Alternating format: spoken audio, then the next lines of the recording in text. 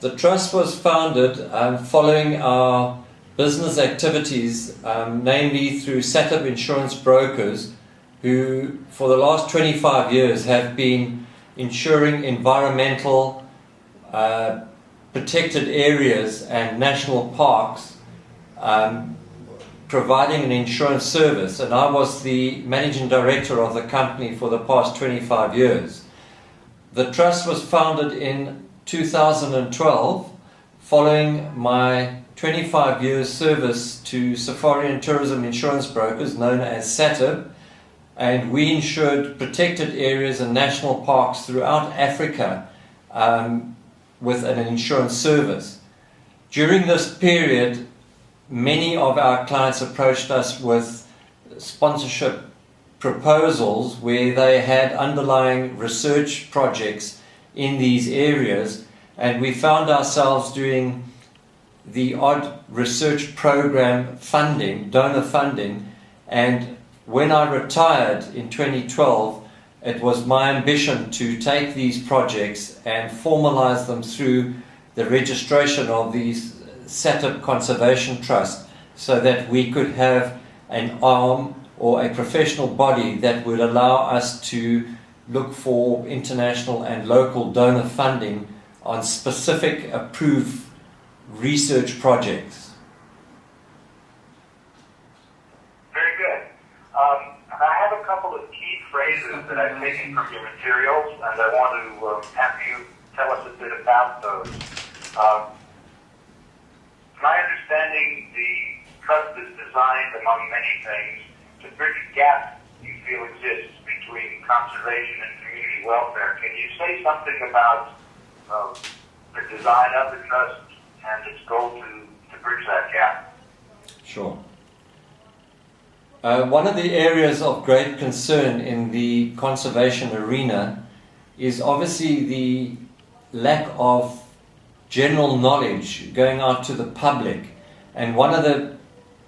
areas of my expertise is to actually bridge this gap by taking the information that we have obtained on a research project and getting it out to the role players and to the public at large. So acting as a middleman to disseminate information to the public, which is greatly lacking from the learning institutions through to the researchers on the ground. There does not seem to be an individual organization that would put this information into the hands of the general public. One of the issues affecting African conservation is that we believe the future of wildlife is in the hands of the local communities. These are people living in very rural environments that live with a problem on a daily basis of wild animals either predating on their domestic livestock or in fact impacting on their crops. As we understand, a lot of these people are so reliant on their food source, and living adjacent to any protected area comes with many hazards. And we've decided at SATIB Conservation Trust to specialize and look at the human-animal conflict issues surrounding most research projects in Africa and come up with a solution for the communities in relation to marauding animals adjacent to national parks. One of the focuses for the SATIB Conservation Trust will be to look very clearly at the research projects undertaken by the various international institutions, learning institutions,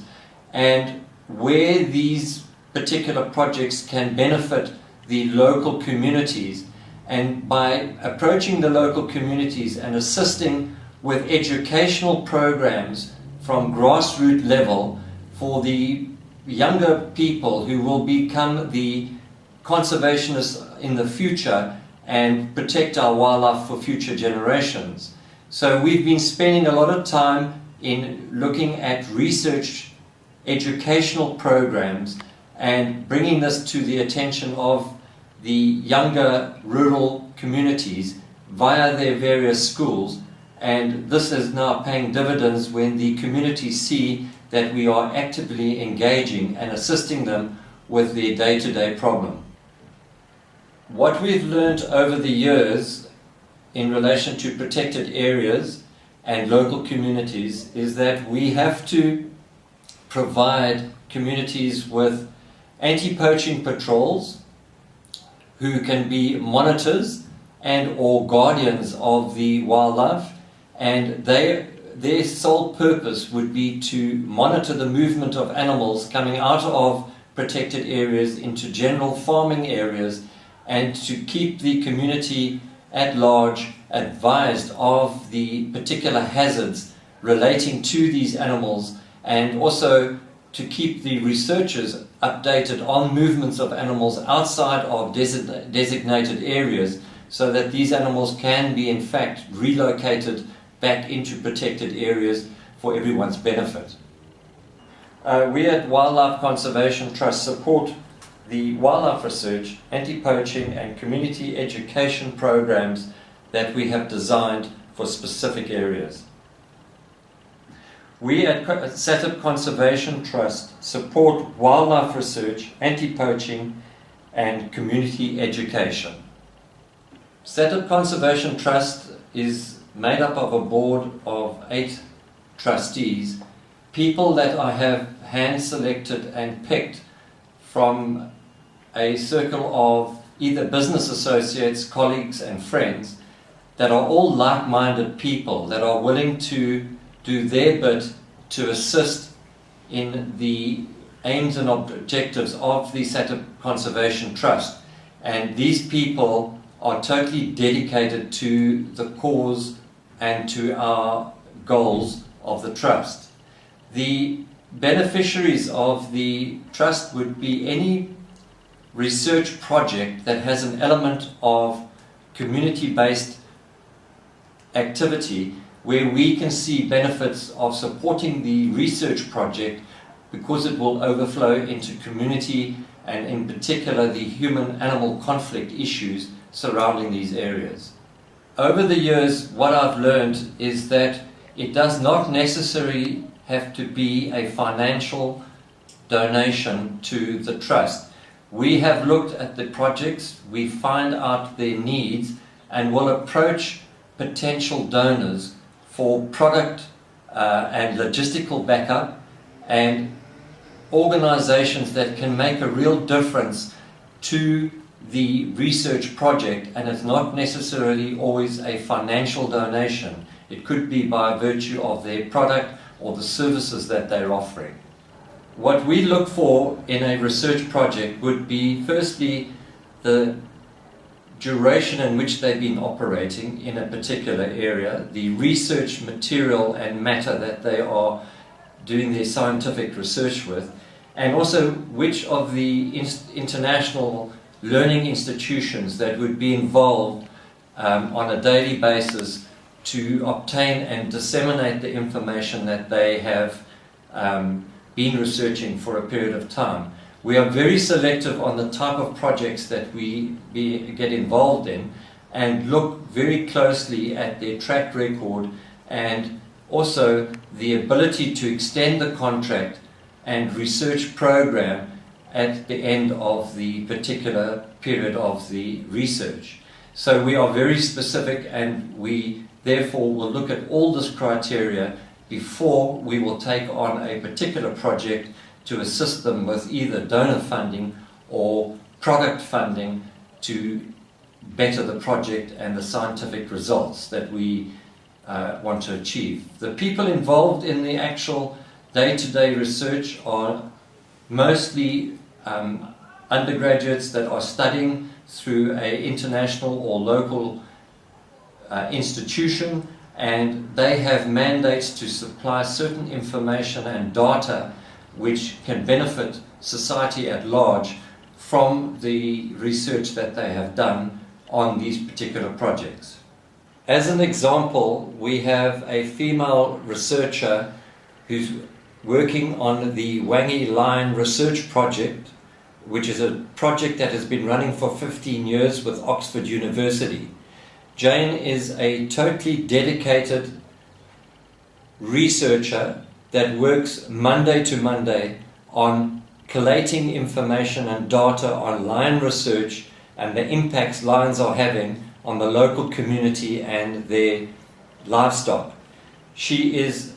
a very energetic person. She is totally dedicated to the project, and when one considers the working environment, in particular the very hostile territory that she works in, hot climate, and is away from home for at least a week at a time, you have to be a very dedicated person. And this is the type of researcher that we are looking at to see what difference they can make in the conservation and wildlife arena. Jane Hunt is a dedicated researcher. Saddle Conservation Trust has a reasonably diverse list of projects within Southern Africa. We tend to keep it in the Southern African regions purely from a logistical point of view, and some of the projects that we are very involved in Zimbabwe, we have one of the longest standing model lion research programs known as the Wangi Lion Research Project, which falls under the auspices of the Oxford University in the UK. It's been running for 15 years and it is a very well documented and established program on lion research with particular emphasis on the impact lions have on domestic livestock in surrounding rural communities. Also in Zimbabwe we have a wild dog project in the Gonaruzu National Park, a highly endangered species that needs to be researched, and we work with Dr. Rosemary Groom on this particular project. In South Africa we have the benefit of working with South African national parks. They control 19 national parks in South Africa, and our involvement over the last 12 to 18 months has been at a very high level with the research management team that is basically the ecologists and the veterinarians of South African national parks, and we've assisted them with looking at diseases in lions, namely TB in lions, and through to elephant research and the closing down of certain water points to distribute the elephants over a much larger area, and this we are doing through a project called Elephants Alive, which is through South African national parks. Also in national parks we have now moved into an area to the west of South Africa known as the Kahlachadi Transfrontier Park. It is an area very remote and very arid, and we are researching the lion population in this area, as there's been an alarming statistical information supporting a skewed birth towards male lion cubs as opposed to female, and we've now put in a researcher and his wife for 24 months to research the dietary issues relating to these particular species of lions in that area. What we have done is we have the Niassa Elephant Research Area, which is a national park in Mozambique. We were asked by the Wilderness Foundation, who are based in America, to join them on a research project which is the anti-poaching and research of lions in the Niassa Elephant Reserve in a very remote part of northern Mozambique. This is an interesting project. The elephants are being decimated in this area by bandits coming through from Tanzania, and we went into partnership with the Wilderness Foundation to purchase a Bat-Hawk aircraft, have a pilot trained on the aircraft, and I'm pleased to say that the aircraft last week went up to the reserve, and in the next couple of weeks we should be able to be airborne and start monitoring the movement of the poaching fraternity, and also our presence will be felt in that area. One of our biggest animal conflict programs is with the schools in Zimbabwe, northern Zimbabwe, where we have 2,000 odd primary schools that we provide printed literature which we have designed in a comic format on the impacts and the dangers associated with lions coming into community lands. And of late, South African national parks have approached us, also talking to us about the human-animal conflict programs on the western boundary, where you have this ongoing conflict of lions going through the fence and into the communal lands and having disastrous effects on their livestock. So these are areas that we are particularly strong in, and I personally spend a lot of time in preparing lecture notes for the Southern African Wildlife College, which is an educational institution in South Africa which draws on all protected area managers from the whole of Africa to come and do their postgraduate studies, and I'm one of the lecturers there at the college on human-animal conflict and mitigating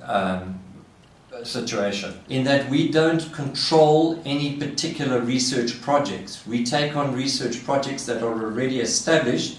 and we act as a facilitator to those particular projects. We don't want to take on specific projects where we become the project coordinator and have the issues of reporting back to the learning institutions. We leave that to them, so we're acting more as a middleman to assist projects with specific requirements and to provide them with the facilities that they need.